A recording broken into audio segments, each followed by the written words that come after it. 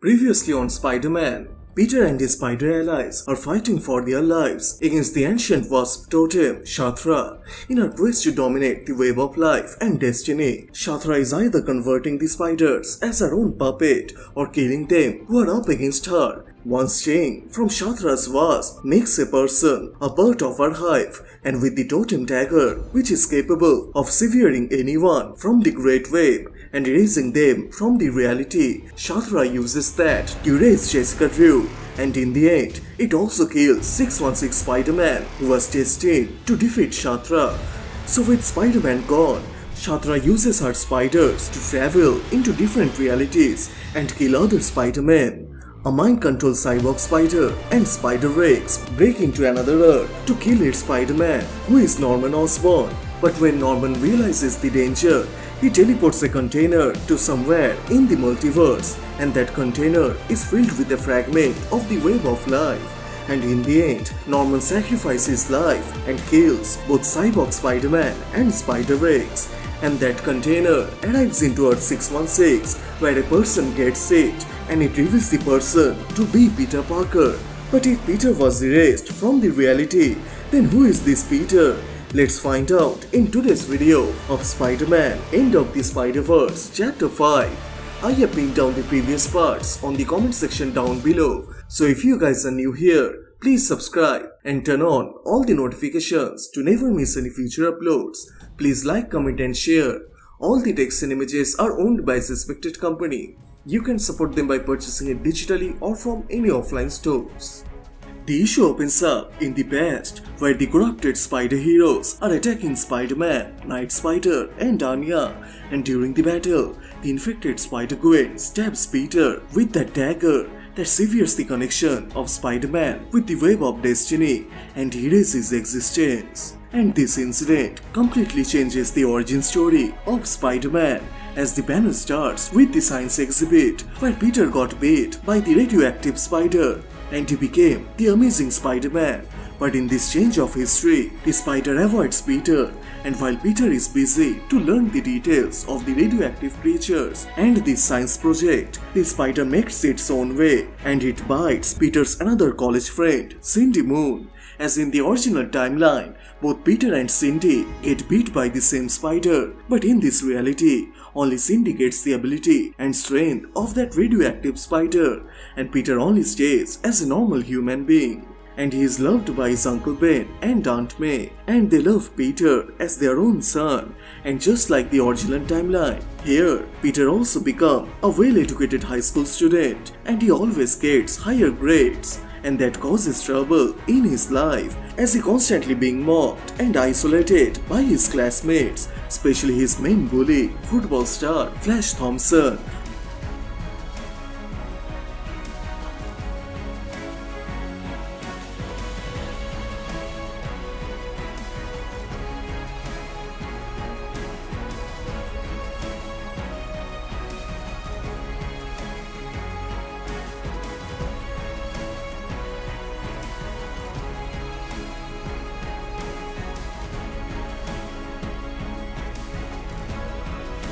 After a stressful day in the school, Peter spends his quality time with his new microscope that Uncle Ben brought him, and in the news, J. Jonah Jameson is cursing the wall crawler, who is actually Cindy Moon, also known as Silk. And as the Parker family is enjoying the news, a burglar breaks into their house, the same one who killed Uncle Ben in the original timeline.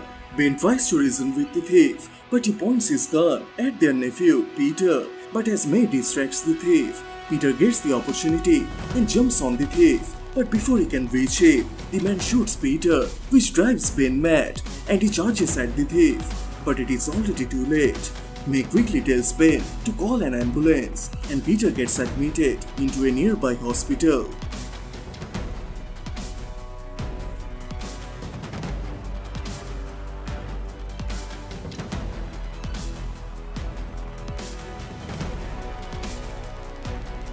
After the treatment, the doctor tells the Parker family that Peter will recover soon, but the problem is they could not save his right leg. He may never walk again. But the injury doesn't stop Peter from achieving his goal. With the help of walking stick, Peter goes to school. But there, the bullies attack Peter and knock him to the ground. But surprisingly, a man comes to rescue Peter and he helps him to stand up to his feet. And that man is none other than Flash Thompson, as he finally realizes his mistakes, and now he thinks Peter as a hero who risked his own life to save his family. As a result, the crowd cheer for Peter and he finally gets the attention and recognition from his friends.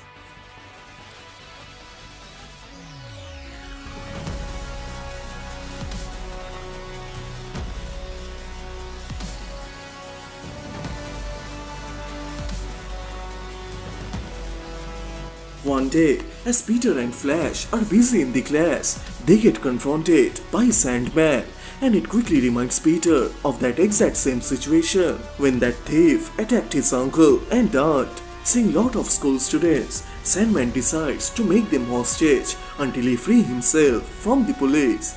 But before Sandman can able to hurt anyone, Silk appears into the class and she confronts Sandman by herself.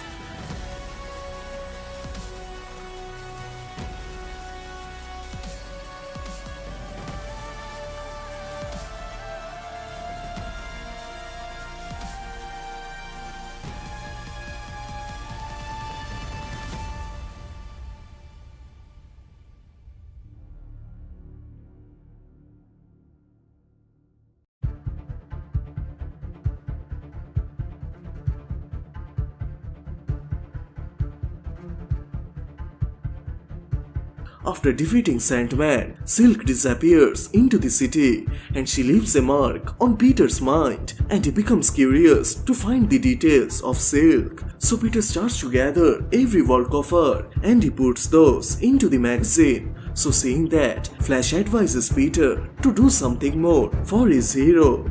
So Peter uses his brain and jumps into work, and he begins to develop all types of gadgets that can help Silk to defeat the bad guys. In the end, Peter makes a device called Silk Signal, and with this gadget, he contacts Silk with telepathy and he tells her to meet with him on the rooftop of Midtown High School. Silk quickly arrives in that spot, and by sharing each other's name and details, Peter makes her agree to take his gadgets and use them to save people from the criminals. And the photos of those fights, Silk sells them to Jameson, and it helps the pair to buy more tools to make more equipments.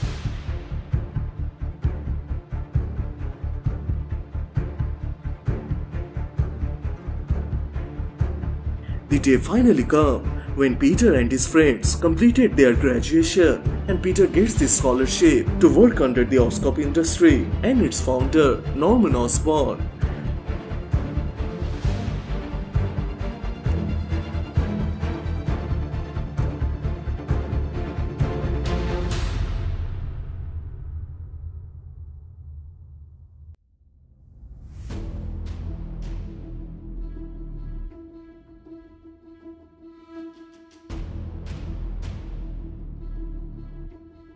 The panel then jumps into the present day, where Peter is currently working at the Oscorp Plaza, and Norman is very happy by Peter's performance, and he tells Peter to gather all the workers as he got all of his stolen equipments from the NYPD. But actually, it was Peter who informed Silk about the robbery, and Silk stopped those thieves. But in the original timeline, it was Peter who stopped the robbery. But as he got erased from the existence, it changed the reality, and as the team gathered the equipments, Peter powered up the receiver to send any materials to other dimensions.